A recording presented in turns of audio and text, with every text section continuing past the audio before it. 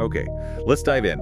There was some pretty alarming stuff swirling around social media recently, wasn't there? Yeah, Big rumors out of Ivory Coast.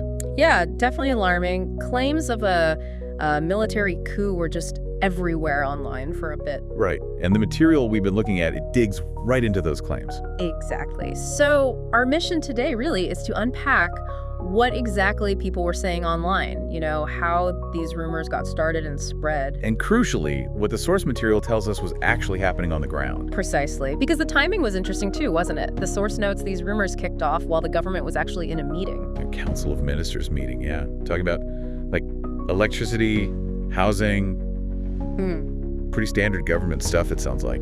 Standard stuff. But online, a totally different story started brewing. So what were the specifics? What claims were flying around? Oh, they were very specific, according to the source. Things like internet disruptions being reported. Okay. And then these really huge claims that President Alassane Ouattara had actually been killed. Killed? Wow, following some kind of alleged military takeover on, what, Tuesday? Yeah, that was the claim. Yeah. Killed. And it didn't just stop with the president, apparently. Yes. The rumors also included the supposed death of the chief of army staff, Lassina Doumbia. Goodness, so you've got these incredibly detailed, very high-stakes claims. Top leaders supposedly dead, a military takeover. Did the source give any idea how much this was spreading? It did, yeah. It gives a sense of the scale. The analysis pointed to something like 9,700 users engaging with this stuff just on Facebook. 9,700 on Facebook alone. That's a lot. Well, that gives you an idea of how fast it took off. It really does. Shows how quickly these, unverified stories can reach a huge audience. Okay, so that's the picture online. Widespread, specific, pretty terrifying rumors. Now, what does the source material say about the reality? Did any of it check out? Well, this is where the contrast is really stark. The information we looked at is clear. No coup. No coup at all. None. It states that pretty unequivocally. The claims just aren't supported by the facts presented in the material. Okay, but how does the source back that up so strongly?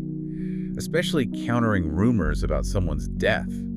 You need solid proof for that, right? Right, and it points directly to President Ouattara's movements, his public activities. Such as? Well, he wasn't just seen at the Africa CEO Forum opening last week, but crucially, the source confirms he attended that Council of Ministers meeting today. Today. So while these rumors were maybe still circulating? Or certainly very shortly after they peaked, these confirmed appearances, him being seen, active. That's the direct evidence used against the claims. It's pretty hard to attend meetings if you're dead.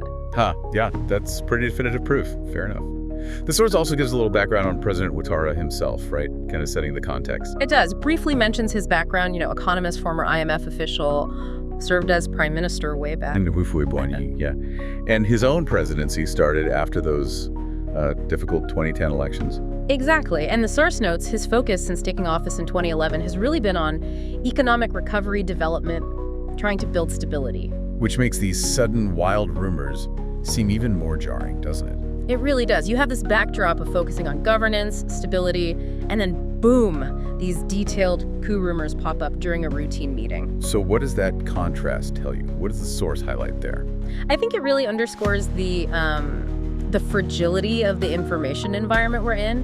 These serious, completely false claims get huge engagement, nearly 10,000 interactions on just one platform. While the reality is the president is fine, the government's working. Exactly. It shows how online narratives can just completely diverge from verifiable facts, especially with sensitive political stuff.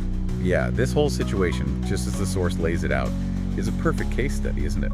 The sheer speed and reach of misinformation online. Even claims as big as a coup and leaders being killed. And it shows how important those kind of boring real-world facts become, like just attending a meeting and pushing back against the noise. It really makes you stop and think about the headlines you scroll past, doesn't it? How quickly we process things. Or don't process them, maybe. How often do we actually check? Right. So thinking about how specific and widespread these totally false rumors got so quickly, what does this situation, this deep dive, really tell us about the challenge we all face trying to figure out what's true and what's not online these days? Feels like a constant battle,